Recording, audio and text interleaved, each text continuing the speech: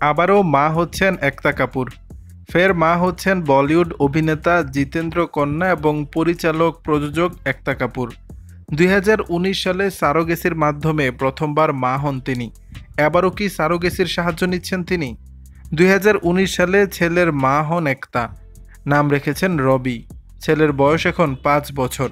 এর মধ্যেই এবার বলি পাড়ায় ফের গুঞ্জন উঠেছে দ্বিতীয়বার মা হচ্ছেন এই প্রযোজক। জিতেন্দ্রর ২ সন্তান একতা এবং তুষার। কেউই বিয়ে করেননি। ২০১৬ সালে সারোগেসির মাধ্যমে বাবা হন একতার ভাই তুষার। তার ছেলে লক্ষ্যকে যত্নে বড় করে তুলেছিলেন একতা। ভাইপোকে দেখার পরই নিজেও মা হওয়ার সিদ্ধান্ত নেন তিনি।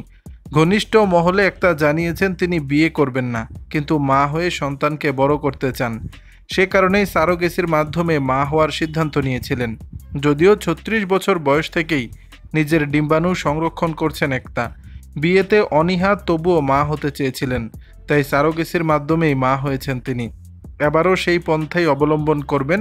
যদিও এই প্রসঙ্গে এখন একতার তরফে কোনো আনুষ্ঠানিক ঘোষণা করা হয়নি। একতা চেয়েছেন তার ছেলে রবি যাতে সঙ্গীর অভাব বোধ না করে, তাই এই সিদ্ধান্ত। তিনি ও তার ভাই তুষার যেমন একে অপরের বিপদে আপদে পাশে দাঁড়িয়েছেন, তেমনটাই হোক তার ছেলের ক্ষেত্রেও। সেই কারণেই ফের মা হওয়ার সিদ্ধান্ত তার। দর্শক, বিষয়টি নিয়ে আপনাদের মতামত জানাবেন নিচের কমেন্ট বক্সে।